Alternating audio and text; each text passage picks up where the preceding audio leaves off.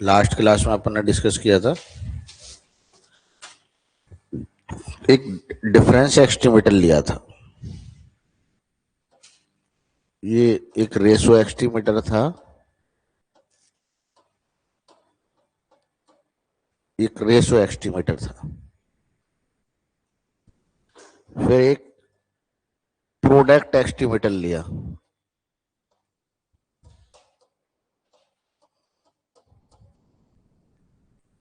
फिर हमने एक डिफरेंस एस्टिमेटर लिया।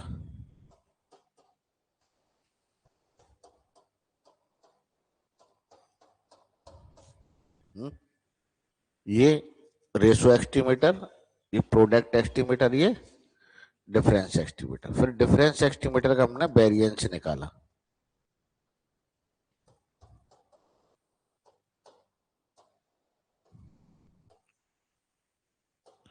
एस वाई स्क्वायर के square S X square minus 2 k रो एस एक्स एस वाई। हमने कहा कि इस के का क्या मान होना चाहिए। तो हमारे पास आया के का मान क्या होना चाहिए,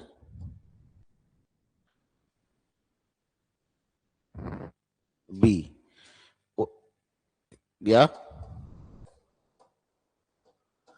एस एक्स।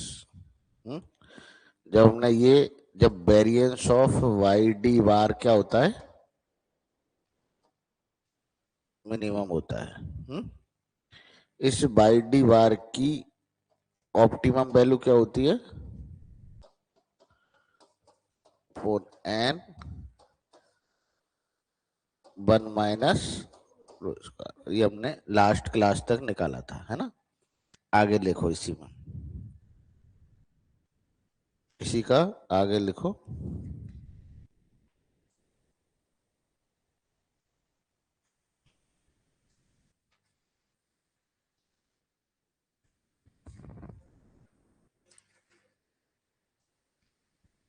लिखो कंपैरिजन ऑफ डिफरेंस एस्टिमेटर यानी Y D, comparison of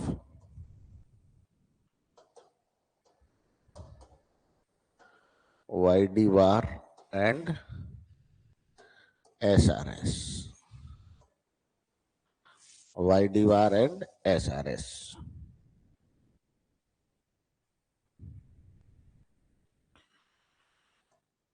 Y D bar is more efficient than SRS if क्या होना चाहिए,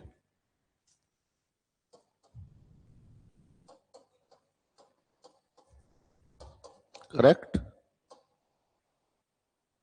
लिखो वैल्यू क्या है,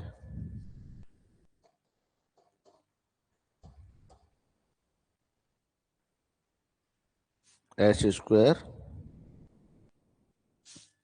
इसका डिफरेंस एस्टिमेटर क्या है,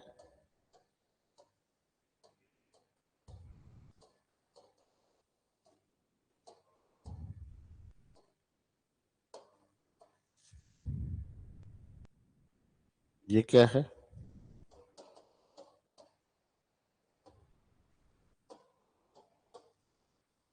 सॉल्व करें क्या आ जाएगी,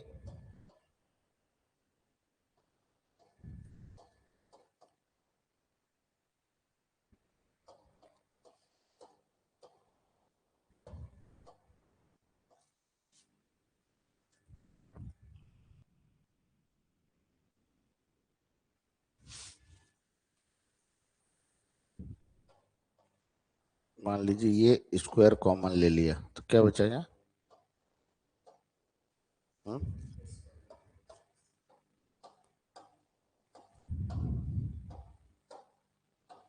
हम्म? इसको क्या लिख सकते हैं,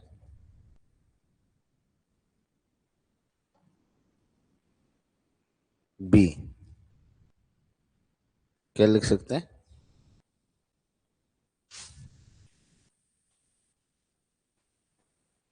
के बचे, एस एक्स स्क्वायर निकाल लिया। यहाँ भी के नहीं होगा, अपन के तो यहाँ निकाल चुके हैं ना, तो यहाँ के नहीं होगा, ये होगा। तो के की वैल्यू क्या हुई, ये तो जीरो में चला जाएगा। के, ये क्या हो गया, 2b। तो क्या लिखूं, के इज इक्वल टू 2b। तो हमारे के की वैल्यू कहां से कहां के बीच में होनी चाहिए, 0 to 2b के बीच में होगी। 0 to 2b के बीच में होगी। तो आप क्या कहेंगे, difference estimator is more efficient then SRS। Difference estimator is more efficient then SRS।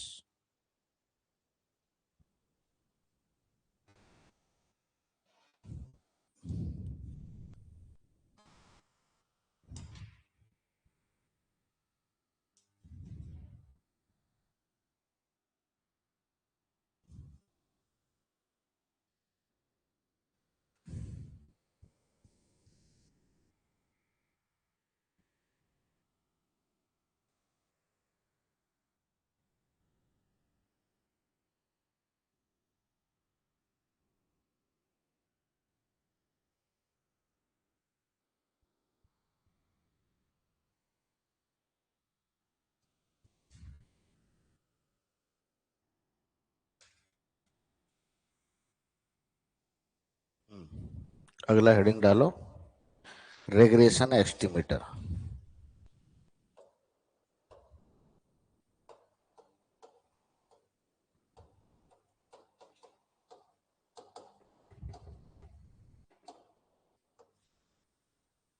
Regression estimator,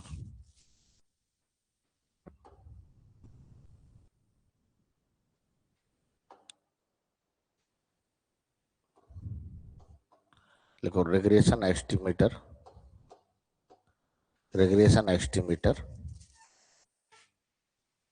is used when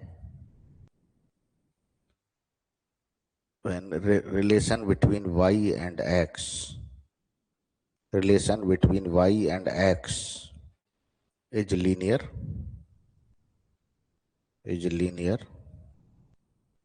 and line does not pass through the origin, line does not pass through the origin।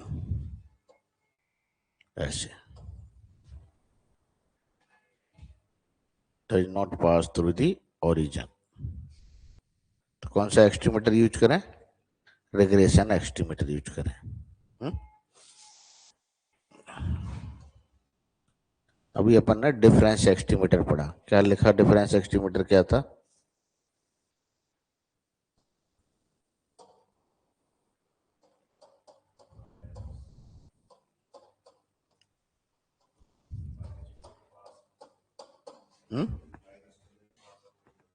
हाँ।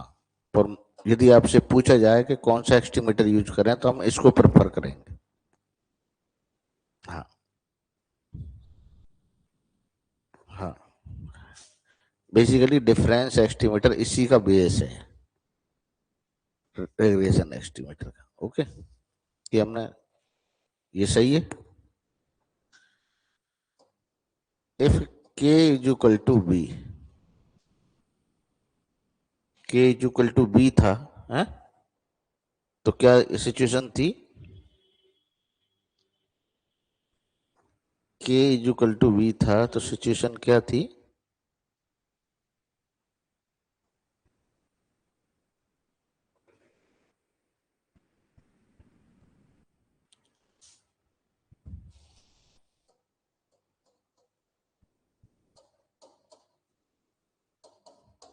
Minimum था। जब variance Y D minimum था तो के is equal to क्या आया था, है? के इज इक्वल टू बी, और बी क्या था, रो एस वाई अपॉन, क्या बोलते थे इसको हम, रिग्रेशन कोफिशिएंट।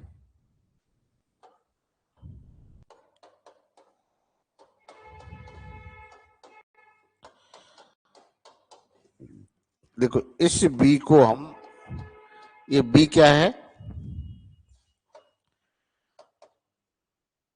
कांस्टेंट है? पॉपुलेशन का है, पॉपुलेशन का है तो कांस्टेंट है। यदि हम इसकी जगह रेग्रेशन ऐसे लिख दें, रेग्रेशन एस्टिमेटर, कौन सा एस्टिमेटर लें? YLR, Y bar minus B X bar into x बार। ये मैंने आपको समझाने के लिए बताया। यदि रेग्रेशन एस्टिमेटर की बात करें तो हम सीधा वहीं से स्टार्ट करेंगे। कहां से? यहीं से स्टार्ट करेंगे, इससे लिखेंगे रेग्रेशन एस्टिमेटर इज इस। ये तो आपको समझाने के लिए बताया, आया कहां से ये। चाहो तो इसको एक ब्रैकेट में डाल लीजिए। ये कहानी कहाँ की है? बैकग्राउंड की कहानी है कि आई कहां से है ये रेग्रेशन एस्टिमेटर। ओके, अपन स्टार्ट कहां से करेंगे? पहला पॉइंट, फिर ये वाली बात करेंगे। यदि हम बात करें ये एस्टिमेटर, लिखो वेयर बी क्या है?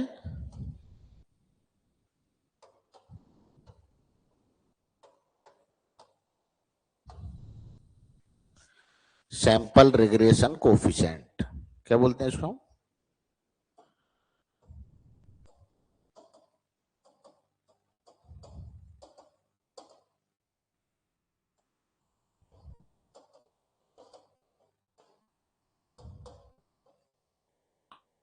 Sample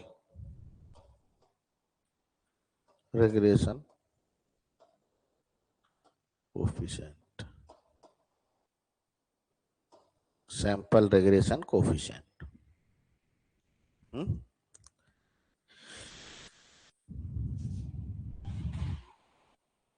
B is a random variable.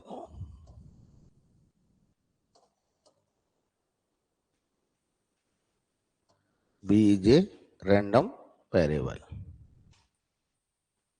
Expectation of YLR,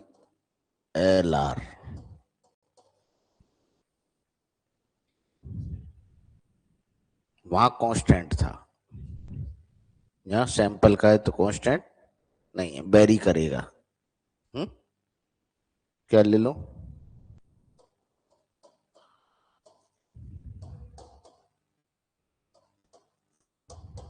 hmm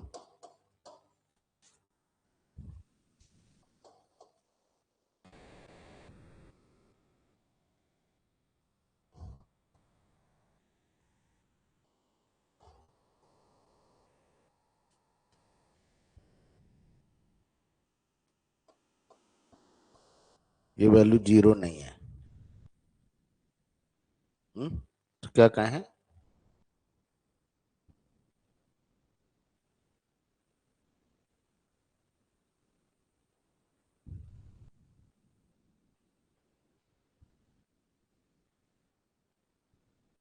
Biased estimator. Regression estimator is not unbiased estimator.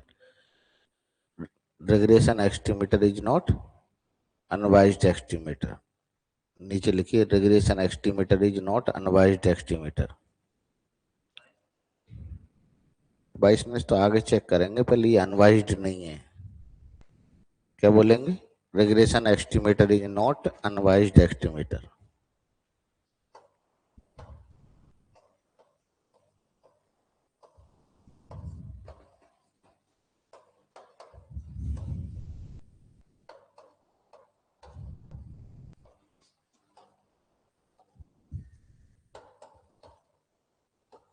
Unbiased estimator of Y bar.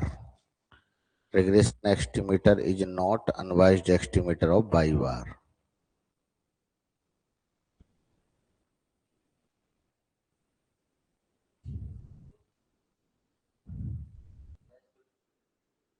हम इसकी एस्टिमेटर, हर एस्टिमेटर की अनबायसनेस निकालते हैं, उसका एक तरह से मीन निकालते हैं और फिर उसका वेरिएंस निकालते हैं। हाँ, जब बाइस्ड होता है तो मीन स्क्वायर एरर कैलकुलेट करते हैं, जब अनवाइज्ड होता है तो वेरिएंस कैलकुलेट करते हैं। तो इसमें क्या कैलकुलेट करेंगे? एरर। पहले इसकी बाइसनेस निकालते हैं कि बाइसनेस कितनी है। लिखिए अगला इसमें biasedness of Y L R बार,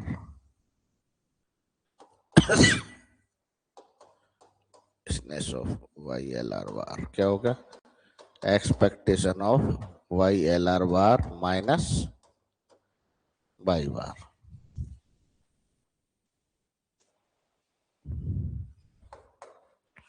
ये किसके बराबर हुआ? Y bar minus B X bar minus capital X bar minus क्या करूं? Y bar minus expectation of B X bar minus X bar minus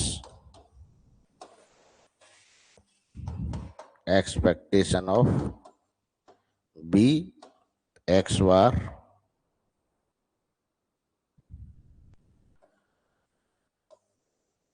minus expectation of B और X bar बाहर आ गया। Population mean है, constant है, तो constant का मतलब बाहर आ गया। या इसको लिख दूं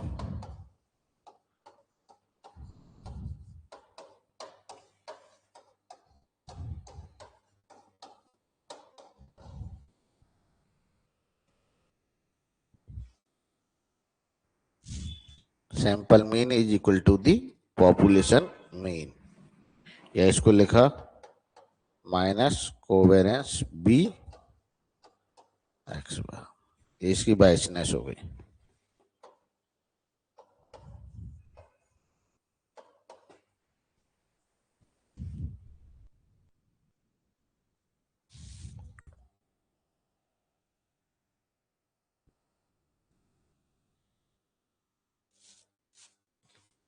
ठीक है, अब इसका अगला हेडिंग डालिए mean square error.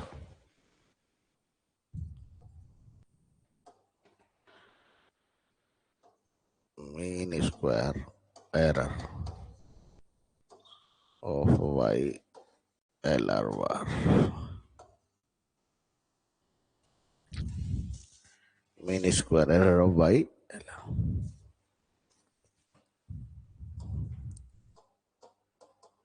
Y L R bar, expectation of Y L R bar minus Y bar का whole square.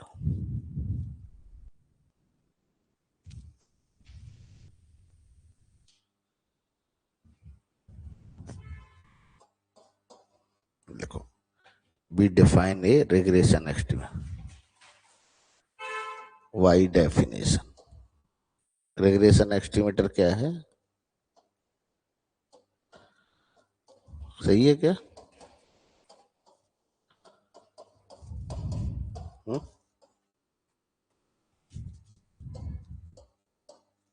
we define a random variable, random variable define करते हैं। मान लीजिए ई एक्स की मैंने x bar minus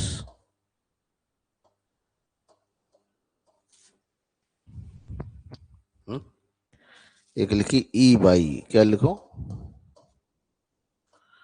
minus Y bar upon एक ली ई x, ई x square, क्या लिखो? एस एक्स स्क्वायर अपॉन, ठीक है, एक लिखी ई एस बाई एक्स, क्या जाएगा?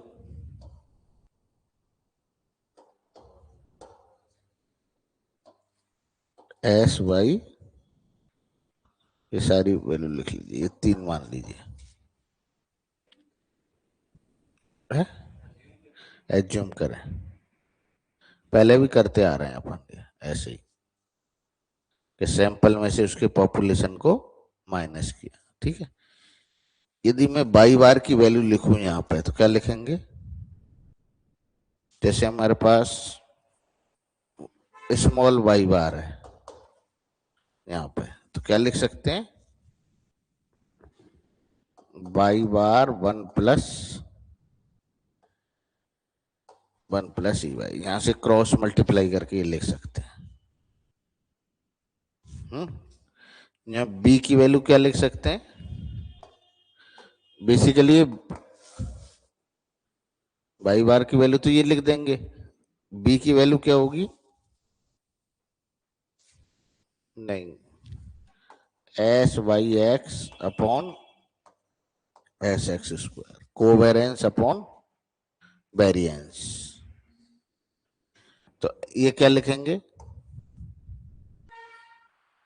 क्या लिखेंगे इसकी value? S X square X Y X one plus E S Y, नीचे क्या लिखूंगा? S X square one plus E, ठीक है। ऐसे ही स्मॉल एक्स आई की वैल्यू, एक्स बार की वैल्यू क्या लिख लेंगे? ई, ये सारी वैल्यू यहां पुट कर लेंगे।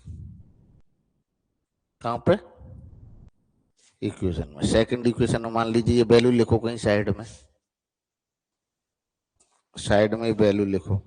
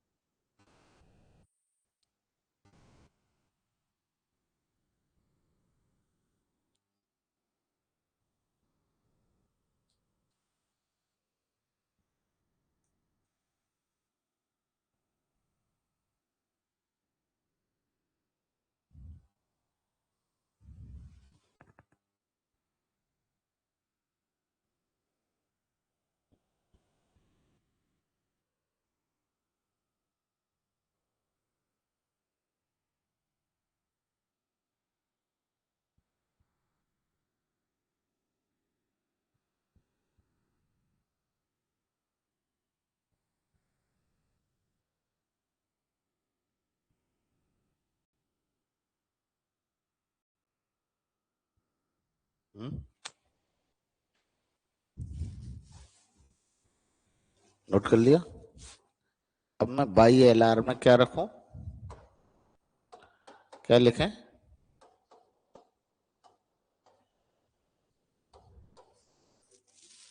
बी की वैल्यू क्या रखूं? S S by x one plus S by x का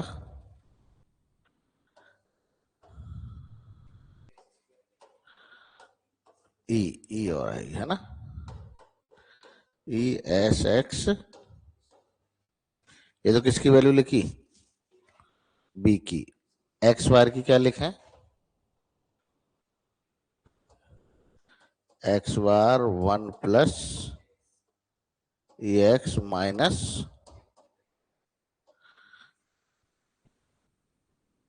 सही है। तो क्या बचा हमारे पास? देखो, इसको तो लिख दिया बी कैपिटल, एक्स बार की जगह ऐसे लिख दूं क्या? Y bar one plus E Y B X bar E X one plus S Y X one plus E S X square की पावर माइनस वन। ये वाली वैल्यू ऊपर ले ली, ये टर्म,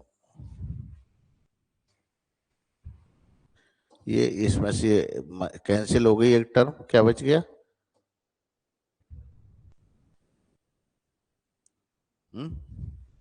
ये मैंने लिखा Y L R minus Y bar is approximate Y bar E Y,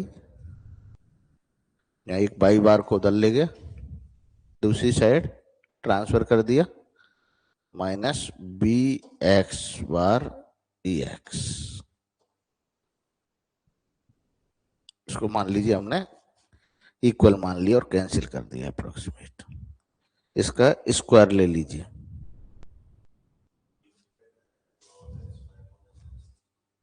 B की वैल्यू क्या होती है? B rho S Y upon S X का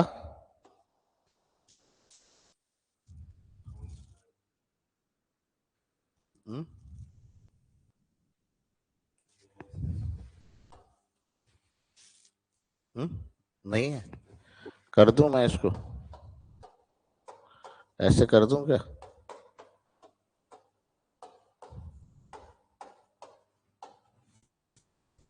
हुँ? ये क्या है? कोवेरियंस। और ये क्या है? वेरियंस। ये क्या है? बी। तो बी क्या होता है अपन ने क्या बताया आपको? तो ये क्या है आपका? कोवेरियंस। इसको अपन एस वाई एक्स भी लिखते हैं, मैंने बताया ना इसको, ऊपर वाली टर्म को कई जगह रिप्लेस करके लिखा है ना ऐसे। और नीचे क्या हो गया? ये भी बी है, ये रिग्रेशन कोफिशिएंट है ये भी। ठीक है, ये उससे आई वैल्यू करेक्ट है। इसका स्क्वायर कर दें।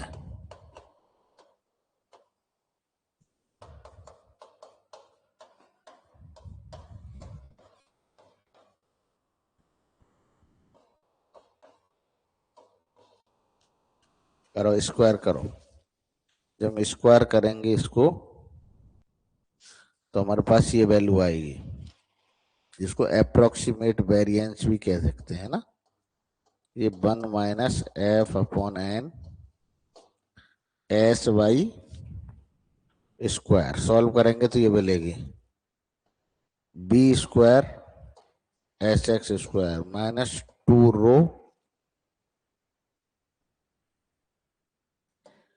2 बी एस वाई एक्स। इसको सॉल्व करेंगे तो क्या आ जाएगा? हाँ, जब ये वैल्यू बचेगी अपने पास, बी किसके बराबर है? Rho S X S Y upon ये वैल्यू यहाँ रखेंगे, पहले भी रखी है हमने डिफरेंस एस्टिमेटर में, बी की वैल्यू रखी है तो क्या आ जाएगा?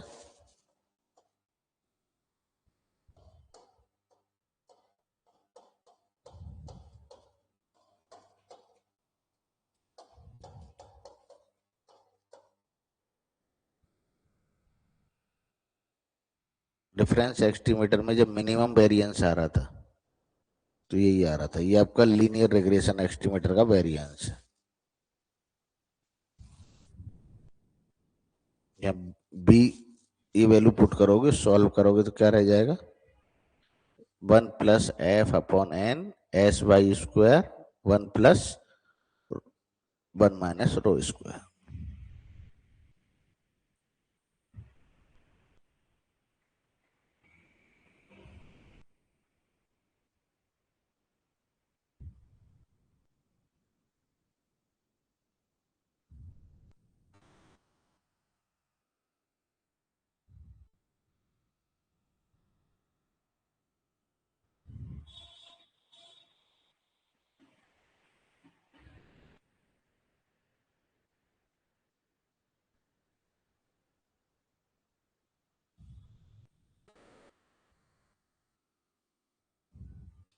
करेक्ट है। अब लिखो आप comparison of regression estimator with SRS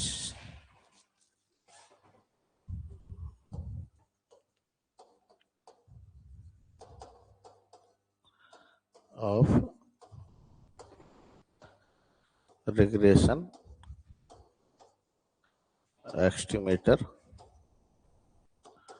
with SRS.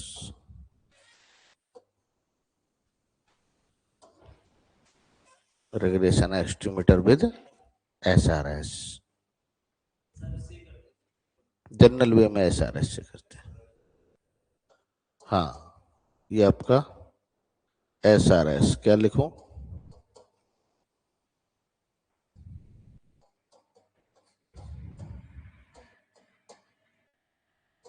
Hmm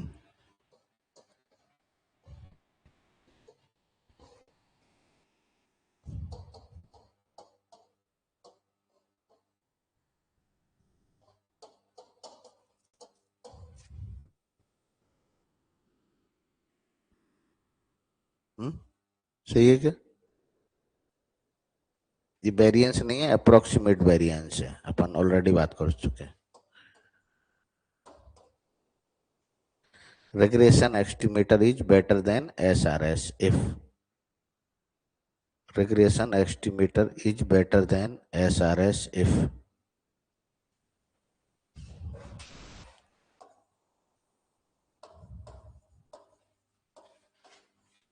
estimator is better than SRS if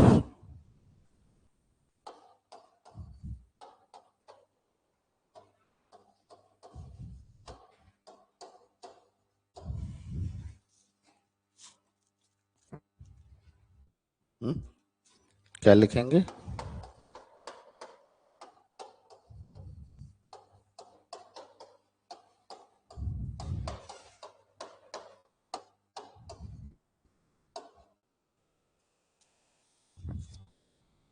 लिखो if rho is equal to 0,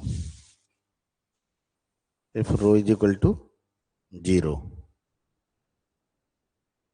regression estimator and SRS estimator are equally efficient. If rho is equal to 0, then regression estimator and SRS are both are equally efficient. Regression efficient and SRS both are equally efficient. Otherwise regression estimator is more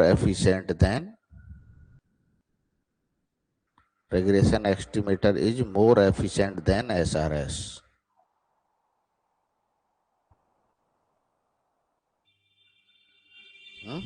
Correct?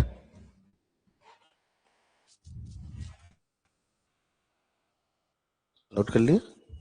लिख लिया? अब डालो comparison of regression estimator with ratio estimator.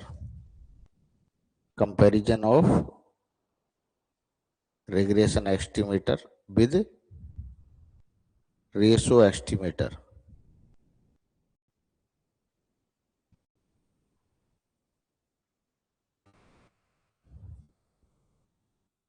दोनों के variance लिखो.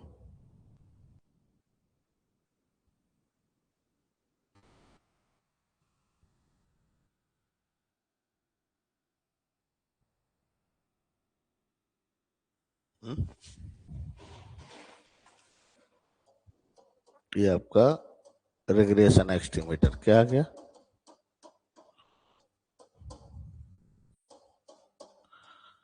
ये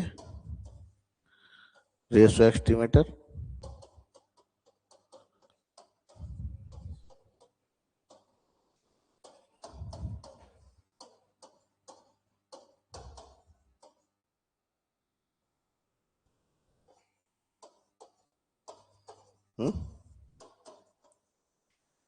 correct है?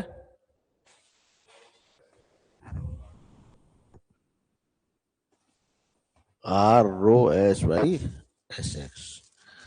Regression estimator is better than ratio estimator if regression estimator is better than ratio estimator if क्या होना चाहिए variance of regression estimator less than variance of ratio estimator.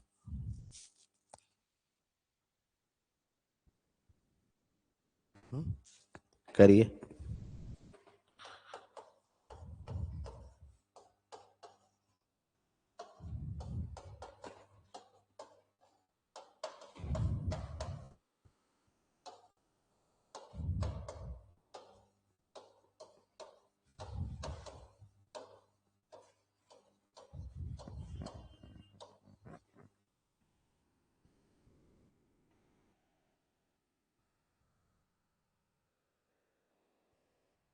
ये cancel हो गए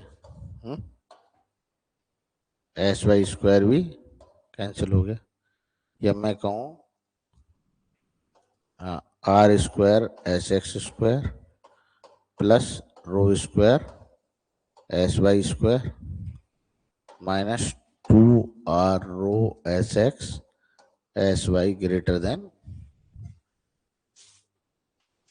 देखो ये टर्म और ये टर्म यहाँ माइनस किए एस वाई स्क्वायर उसको दूसरी साइड ले गए तो किसकी हो गई प्लस की ये सब किससे बड़े हैं 0 से बड़े हैं बड़े कर दिए ये देखो किसका स्क्वायर बन रहा है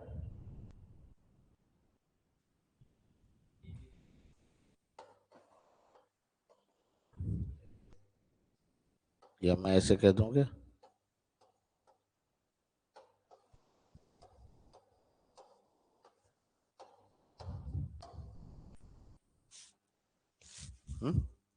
कह सकते हैं क्या एस एक्स इसमें से कॉमन लीजिए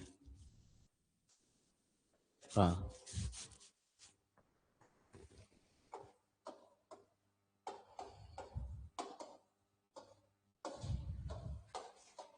ऐसे लिख सकते हैं क्या इसको क्या लिख दूं बी माइनस आर का होल स्क्वायर ग्रेटर देन 0 नहीं इतना ही आगे लिख लें if v is equal to r both are equally efficient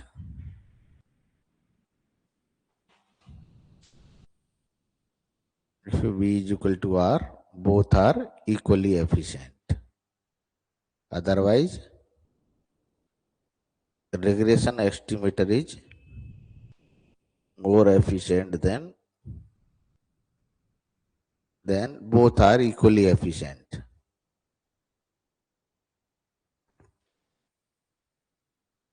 if v is equal to r then both are equally efficient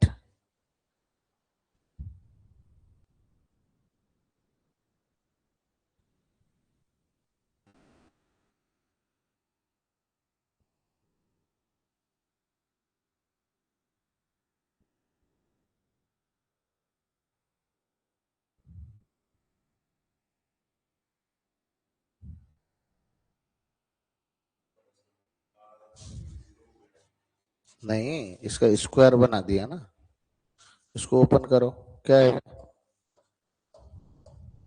hmm?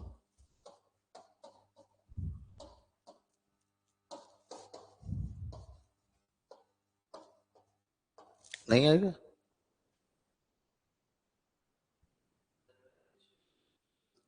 Estimated better than regression ratio estimate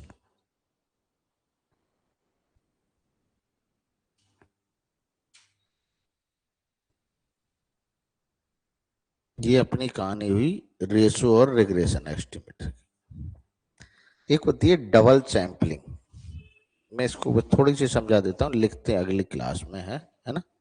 क्या है double sampling, या इसी को टू फेज सैंपलिंग भी बोलते हैं। Two phase sampling, एक two stage sampling थी, एक टू फेज सैंपलिंग है। हाँ, टू स्टेज क्या थी? पहले हमने फर्स्ट स्टेज में क्लस्टर सेलेक्ट किया, उसमें से एक सैंपल में से सैंपल निकालते चले, वो हमारी कैसी थी?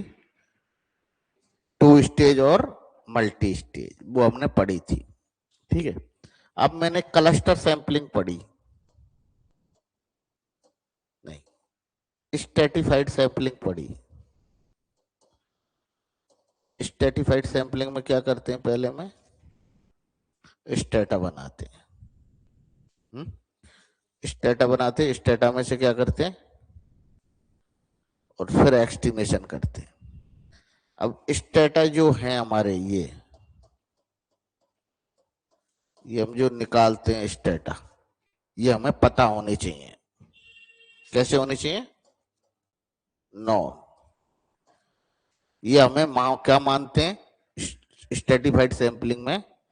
ये नॉन है, हमने स्टेटा बना लिए और उसमें से सैंपल निकाल रहे, है ना। अब मान लीजिए स्टेटा ही पता नहीं हो, तो मेरी बात समझ रहे हैं? जब हम स्ट्रेटिफाइड सैंपलिंग करते हैं तो क्या करते हैं? हम पहले स्टेटा बनाते हैं, स्टेटाओं में से सैंपल का सिलेक्शन करते हैं। हमारे पास वहां पे क्या होता है कि स्टेटा के साइज हमें पता होते हैं, WI NI/N है। क्या हमने कहा कि इस स्टेटा में कितनी यूनिट होंगी?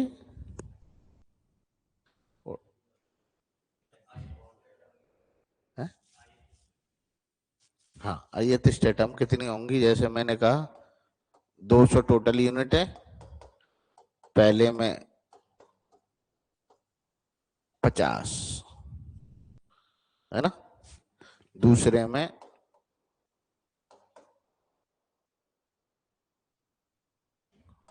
40, तीसरे में 60, चौथे में 50, तो टोटल 200। तो W1 क्या हो गया? 50/200। W2 क्या हो गया? W3 60/200। W4 50/, ये हमें पहले से क्या थे? नॉन थे। कहां पे? स्ट्रेटिफाइड में। मान लीजिए ये नॉन नहीं हो, ये नॉन थे, फिर इसके बाद हमने क्या किया? इसमें से हमने सैंपल ड्रॉ किया। यदि हमें ये नॉन नहीं होते तो पहले क्या करते हम? इनको एस्टिमेट करते। जब ये एस्टिमेट हो जाते, फिर उसमें से सैंपल निकालते। तो दो स्टेज में हुई, दो फेज में हुई। स्टेज ना क्या के, फेज, फेज कह दिए। पहले फेज में क्या किया? पहले हमने स्टेटा को एस्टिमेट किया और सेकंड स्टेज, सेकंड फेज में सैंपल किया। तो ऐसे भी कहते हैं कि हमें पॉपुलेशन में मान लीजिए n यूनिट है, फर्स्ट फेज में हमने n यूनिट निकाली। इसको बोलते, इसमें से ही एक सेकंड फेज में स्मॉल एन निकाली, जो भी कह देते हैं। पहले फेज में कैपिटल एन और दूसरे फेज में स्मॉल एन, ऐसे। तो इसको फर्स्ट फेज कहा और इसको, हाँ, इसको सब सैंपल भी बोलते हैं। इसका नाम भी सब सैंपलिंग देते हैं कई बार। तो उसमें से भी सैंपल ड्रॉ किया और एस्टिमेट किया, दोनों एस्टिमेट। वो मेन बड़ा सैंपल इसके लिए यूज किया और छोटा सैंपल इसमें से सैंपल निकालने के लिए यूज किया। यदि इस तरह करें और आगे इसी वे में करें तो उसको क्या कहते हैं, मल्टी फेज सैंपलिंग। तो टू स्टेज सैंपलिंग के लिए जरूरी है कि हमें सैंपलिंग फ्रेम अवेलेबल होना चाहिए। कौन सी वाली सैंपलिंग के लिए, टू स्टेज के लिए कौन सी वाली का सैंपल फ्रेम होना चाहिए, लास्ट स्टेज का। शुरू की स्टेज का नहीं मिलता, उसमें सैंपलिंग फ्रेम होता ही नहीं है शुरू का। जिसका हमने फाइनल है उससे नेक्स्ट स्टेज का हमें चाहिए है ना, उसके लिए जरूरी है। उसको हम अल्टीमेट स्टेज या ये कहते हैं। इसकी थ्योरी थोड़ी सी लिख लीजिए, फिर लास्ट क्लास में बात, अगली क्लास में बात करेंगे। डबल और मल्टी फेज सैंपलिंग।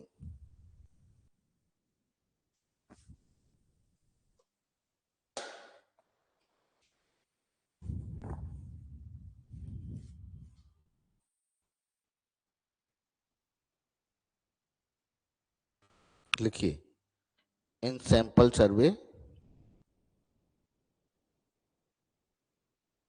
डबल और multi phase sampling in auxiliary variable in sample survey, auxiliary variable x, sample auxiliary variable x in sample survey, auxiliary variable x informations are used to increase the efficiency of estimator.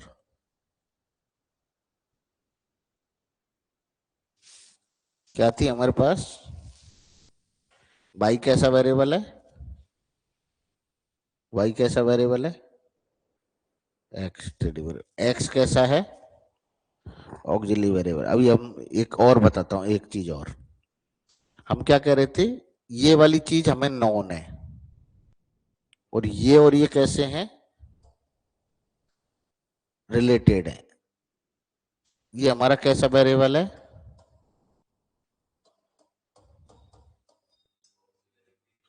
ये कैसा है,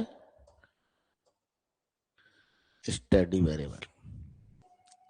ये auxiliary variable था और ये auxiliary variable और ये study variable थी, करेक्ट है। हमारी ये हमारा नॉन था और इसके बेस पे हम इसकी स्टडी कर रहे थे। हम ये मान रहे थे ये इससे हाईली कोरिलेटेड है, ठीक है। अभी हमने निकाला, जैसे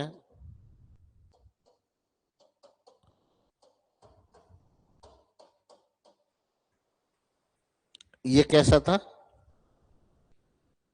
नॉन था, इसके बेस पे हम इसको एस्टिमेट कर रहे थे। मान लीजिए ये अननोन हो तो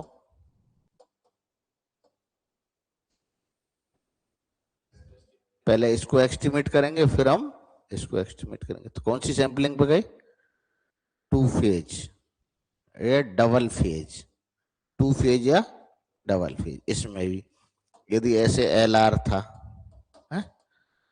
तो एक्स बार क्या होना चाहिए था, नॉन। मान लीजिए वो अननोन हो तो पहले एक्स बार को एस्टिमेट करें, फिर वाई एल आर को करें। तो हम इसी को करेंगे एक्चुअली, दोनों सैंपलिंग को। तो कल डिस्कस करते हैं इसको। हाँ, सबके लिए हो सकती है, रेशो के लिए हो सकती है, रिग्रेशन के लिए हो सकती है, स्ट्रेटिफाइड के लिए हो सकती है, और सैंपलिंग के लिए भी हो सकती है ना। जरूरी नहीं है एक ही में हो, पर हमारी जो जनरल में बात करता है वो स्ट्रेटिफाइड कर रहा है, इसलिए हम स्ट्रेटिफाइड को निकालेंगे। ओके।